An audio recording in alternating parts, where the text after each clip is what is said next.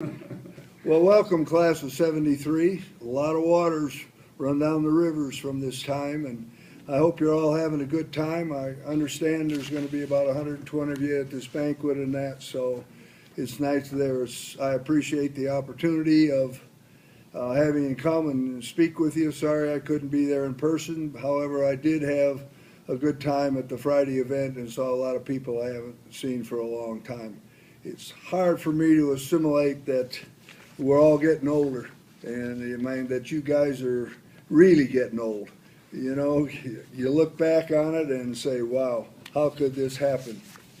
I honestly have to say you were probably the most exciting class that I had the opportunity to work with in the 7 years that I was handling the activities in that. You had a lot of things going, and it wasn't quiet. You couldn't sit in the office very much because somebody come up and had something going, or there was some shenanigans going on that you had fun with, and I even actually had fun with. And believe me, you had many, many activities going, as we'll talk about a little bit later. Of course, Diane Marshall was your student body president, and she was one of two. She was only the second one in the reign of Pokey High tradition that was there. So Molus, I hope you're there. If not, and believe me, it was run by women. I'll tell you, there wasn't a dull moment. I didn't have to worry about having something going on because there was always something going on. And I don't know if she was the instigator of it, but when you were over 30, like I was and a few other of the administrations, every Monday we had a raisin taped to our desk. So I guess that over 30 was being a raisin. And, you know, talked to Richard before we had the get together on this, and he is taping it.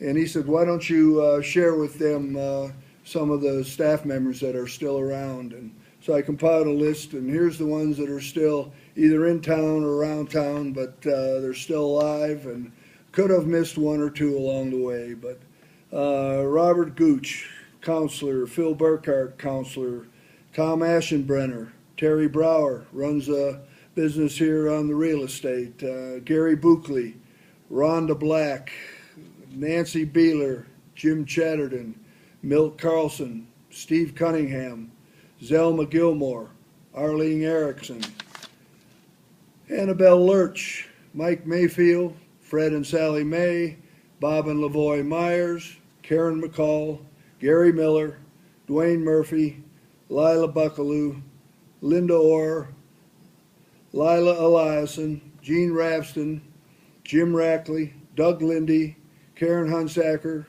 Skip Rudd; Sharon Thompson; Alan Thorne; Arlen Walker; and Catherine Wilson.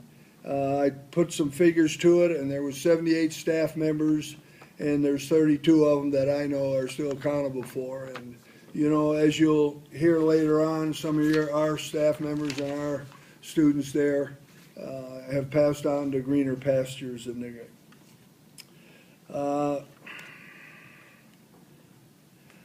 being the best class, there's a lot of things that you did during the year. So I know many of you never listen to the morning announcements. You know, when I come, hello, it's time for the morning announcements, and you're off in La La Land and that. So I thought maybe I'd share with you, hello, this is for the evening announcements, and take you down my memories on the lane that I had, of which you people hopefully are talking about. So now as we get older and we go through life, we'll find out that the excitement of what you're talking about here at the 73 reunion is a lot different than what you talk about when you're home with your friends, which kind of compiles to, oh, how you doing? Oh, aches and pains, huh? So you listen to the aches and pains that you have, and then, oh, and then we go to the pills that you're taking, you know. And eventually it gets around to the kids and the grandkids, and everything else is going on. So we're in a new era in that. So enjoy it. I have to share with you that in the time I was with you, you were the best class, had the most going, were the most fun of any of the classes that I had the privilege of being associated with. And I thank you that way. Every once in a once in a while, when I start thinking about it, I'll go and pick out my annual of the many years I was there and go through it, and it brings back a lot of memories to me. So let's move on and see what happens from what I thought about here. There was two big things that occurred at the start of the year. One, Debbie Esley lost her head. You know, that's when Banks came through with the Indian Revolution and got on. I mean, Cleveland Indians, everybody got hit with it, and he made an appearance there. So finally, we had to retire Oskiawa's head. I heard from Lila Buckaloo years ago that the head was still available somewhere and that somebody knew what was going on. So maybe somebody in your group will remember what's going on. But that was the thing. And then the other thing, you were the first class to enter into the open registration. And that was set up by our counselors, Phil Burkhart, Ada Wilson, Bob Gooch, and Emma Lou Bell. They were responsible for it. So, and that was a big thing for that. And then also the big thing was that Diane Marshall, being your student body president, the basic of everything that happened in school that year was primarily dominated by women.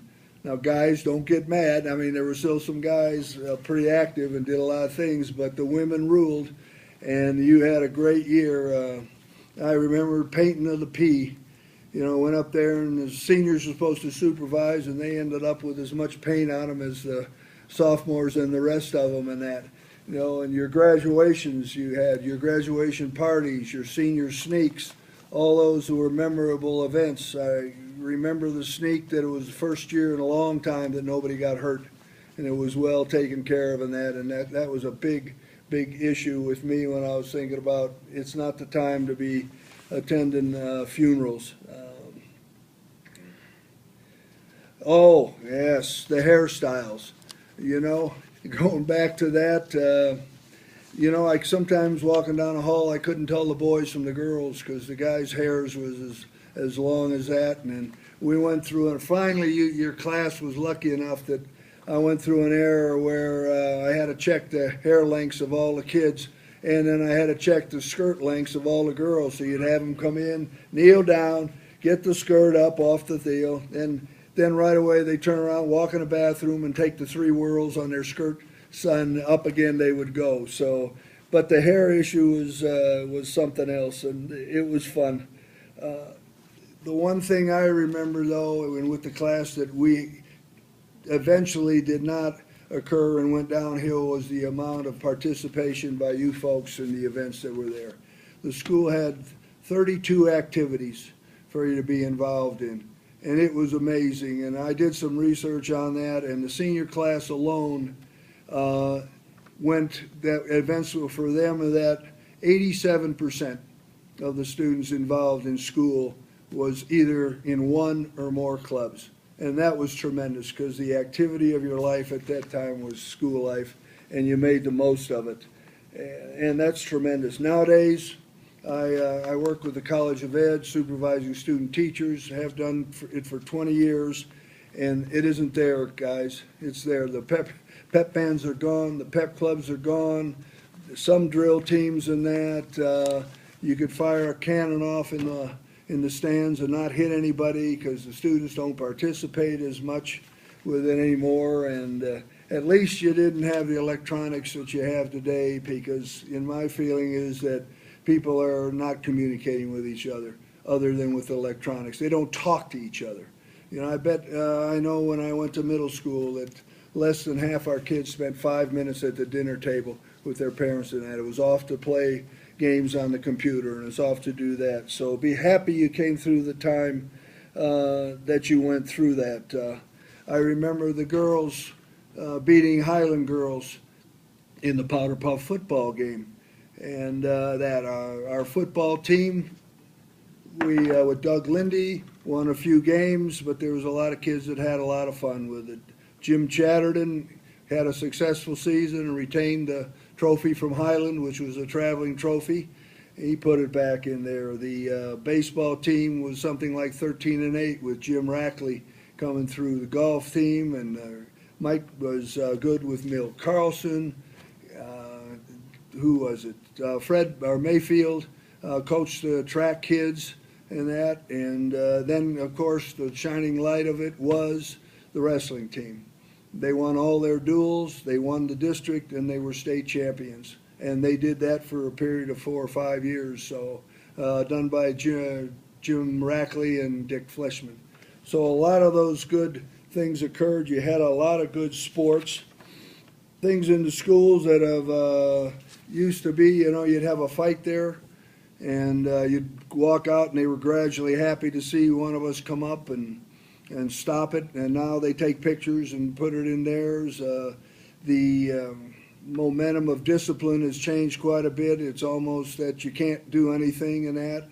And the sorry thing I see is the students now are carrying the backpacks on their backs, and they're flipping their iPods on and texting everybody in that. You go into class and they're sneaking it behind the desk and that so that they can't, teachers can't see them. So it's been a change from that. So, but anyway, you were an excellent class. You had a lot of things to be proud of and still do.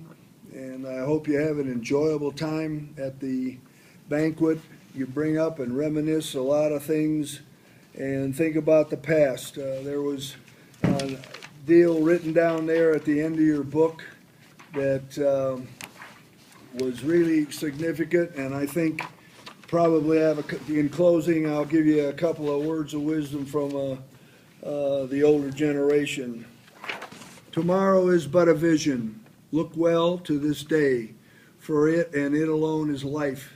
In the brief course of this day lie all the varieties and realities of your existence, the joy of growth, the splendor of beauty, the glory of actions. Yesterday is but a memory, and tomorrow is but a vision. But today, well lived, makes each yesterday a memorial of happiness, and each tomorrow a dream of hope. Look well, therefore, to this one day, for it and it alone is life. And I thought that was very significant. That's in the back of your annual in that. And I have a few more parting words for you. Do something fun. Be happy. Remember, it's the health that is real wealth, not the pieces of gold and silver. Lastly, consider the following. Today is the oldest you've ever been, yet the youngest you'll ever be. So enjoy this day while it lasts. Your kids are becoming you, but your grandchildren are perfect. Going out is good, coming home is better. You forget names, but it's okay because other people forget they even knew you. So you realize you're never going to be really good at anything, especially golf. Things you used to care to do, you no longer care to do, but you really do care that you don't care to do them anymore. Now that's a tongue twister. Figure that one out. You sleep better on a lounge chair with the TV blaring than in bed. It's called pre-sleep. You miss the days when everything worked with just an on and off switch. You tend to use more four-letter words, what, when. Now that you can afford expensive jewelry, it's not safe to wear it anywhere. You notice everything they sell in stores is sleeveless, and what used to be freckles are now liver spots. We have 3 sizes of clothes in our closets, 2 of which we'll never wear. But old is good in some things, old songs, old movies, and best of all, old friends. Stay well, old friend, and remember, it's not what you gather, but what you scatter. That tells what kind of life you have lived. Appreciate talking with you. Go on, have a good time, say hello on the streets every once in a while.